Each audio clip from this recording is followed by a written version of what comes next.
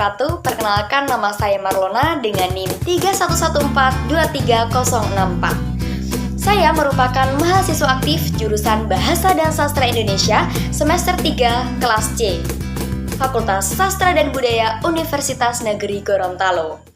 Pada kesempatan kali ini, saya sedang membuat video untuk memenuhi ujian tengah semester mata kuliah psikolinguistik yang diampu oleh Ibu Profesor Dr. Sayama Malabar, MPD.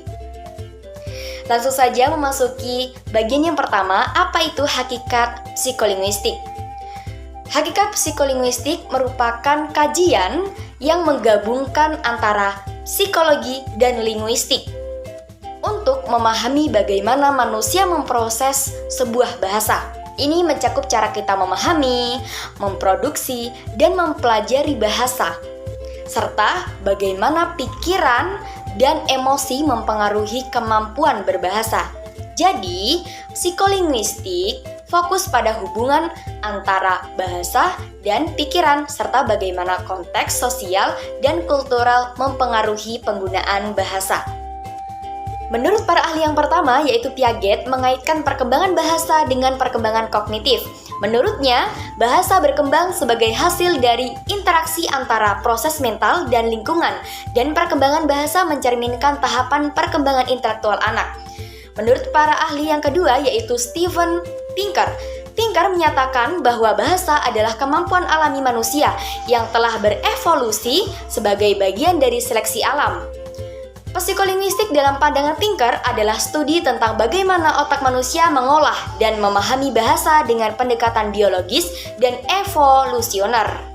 Contohnya, ketika seseorang sedang merasakan galau, maka ucapan bahasanya itu akan mengandung kata-kata yang galau. Begitu pula dengan seseorang yang merasakan jatuh cinta, maka ucapannya itu akan mengandung kata-kata cinta. Selanjutnya yang kedua ada objek kajian psikolinguistik. Pengertian objek kajian psikolinguistik meliputi proses mental yang terjadi saat kita menggunakan bahasa. Ini mencakup bagaimana kita memahami kata dan kalimat, cara kita berbicara dan menulis, serta bagaimana kita belajar bahasa. Selain itu, psikolinguistik juga meneliti gangguan bahasa dan bagaimana faktor-faktor seperti memori, perhatian, dan emosi berperan dalam berkomunikasi. Intinya, psikolinguistik berfokus pada interaksi antara bahasa dan pikiran manusia. Menurut para ahli Jan Barko-Gleason dan Bernstein Ratner, mereka mengemukakan objek psikolinguistik meliputi 3 aspek utama. Yang pertama, gangguan bahasa, studi tentang gangguan bahasa seperti afasia, disflesia, dan keterlambatan bahasa. Yang kedua, perkembangan bahasa adalah bagaimana anak-anak memperoleh kemampuan bahasa. Dan yang ketiga, pemrosesan bahasa, bagaimana otak manusia menangani informasi linguistik dalam waktu nyata. Yang ketiga ada sejarah perkembangan psikolinguistik. Sejarah perkembangan psikolinguistik pada pertengahan abad ke-20 dimulai dengan pengaruh teori generatif Noam Chomsky yang menyoroti struktur bahasa. Pada 1960-an peneliti berfokus pada bagaimana anak-anak belajar bahasa.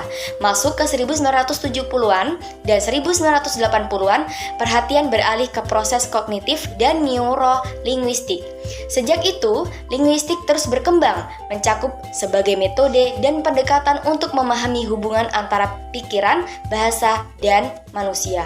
Ada 2 kecenderungan yang saling bertentangan, berkembang dalam linguistik dan psikologi. Yang pertama ada empirisme memiliki hubungan yang kuat dengan psikologi asosiasi, karena ia cenderung mengkaji bagian-bagian yang paling kecil dan berfokus pada faktor-faktor yang dapat diamati. Yang kedua ada aliran rasionalisme. Ini cenderung mengkaji prinsip-prinsip akal pikiran dan nurani atau kekayaan bawaan lahir. Komponen dalam akal adalah yang harus diteliti untuk memahami perilaku manusia. Menurut para ahli, Lev Vygotsky berfokus pada peran budaya dan interaksi sosial dalam perkembangan bahasa. Ia berpendapat bahwa perkembangan bahasa dan pemikiran tidak dapat dipisahkan, dan bahwa anak-anak mempelajari bahasa melalui interaksi dengan orang dewasa dan lingkungan sosial mereka. Vygotsky juga memperkenalkan konsep zona perkembangan. yang menunjukkan bagaimana interaksi sosial membantu anak mengembangkan bahasa dan pemikiran di luar kemampuan mereka saat ini. Selanjutnya yang keempat, ada pengaruh budaya terhadap kosakata dan dialek. Budaya menentukan istilah dan ungkapan yang kita gunakan dalam kehidupan sehari-hari. Misalnya, dalam suatu budaya ada banyak kata untuk makanan tradisional yang tidak ada dalam budaya lain. Dialek juga dipengaruhi oleh budaya lokal menciptakan variasi dalam ucapan, tata bahasa, dan penggunaan kata. Dengan demikian, bahasa mencerminkan nilai-nilai kebiasaan dan pengalaman dari komunitas tertentu.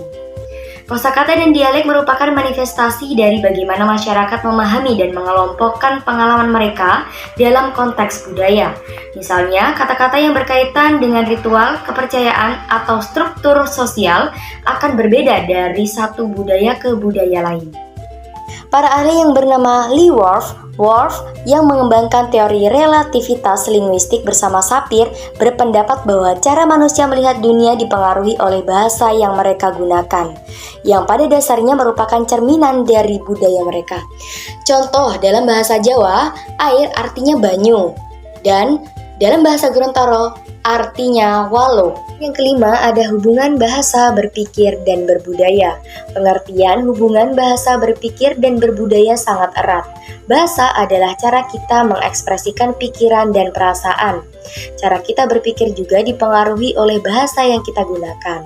Misalnya, beberapa konsep mungkin lebih mudah dipahami dalam suatu bahasa dibandingkan bahasa lain. Selain itu, budaya membentuk konteks di mana bahasa digunakan, menciptakan makna yang spesifik. Jadi, bahasa, pikiran, dan berbudaya saling mempengaruhi dan membentuk cara kita berkomunikasi dan memahami dunia. Menurut para ahli Edward Sapir, berpendapat bahwa bahasa dan budaya saling berkaitan dan bahasa mencerminkan cara pandang masyarakat terhadap dunia. Menurut Sapir, bahasa adalah alat utama yang digunakan manusia untuk mengekspresikan pemikiran dan persepsi mereka terhadap realitas. Sapir menyatakan bahwa setiap bahasa menggambarkan konsep-konsep yang penting bagi budaya yang menggunakan bahasa tersebut, sehingga budaya memengaruhi perkembangan kosakata dan struktur bahasa. Contoh kosakata dalam budaya maritim, istilah ombak dan gelombang memiliki nuansa yang berbeda. Ini mencerminkan pemahaman dan pengalaman masyarakat pesisir tentang laut. Dan yang terakhir ada hubungan bahasa dan otak. Pengertian hubungan bahasa dan otak sangat erat. Otak kita memproses bahasa melalui berbagai area, seperti Broca dan Wirnitz, yang bertanggung jawab untuk berbicara dan memahami saat kita berbicara atau mendengarkan. Otak mengaktifkan jaringan saraf yang membantu kita memahami makna dan struktur kalimat. Selain itu, kemampuan belajar bahasa juga berkaitan dengan perkembangan otak, terutama di masa kecil. Jadi, bahasa dan otak saling berinteraksi dalam komunikasi sehari-hari. Menurut para ahli, Paul Broca, seorang ahli bedah dan ahli saraf Prancis, adalah salah satu pelopor dalam mempelajari hubungan antara bahasa dan otak.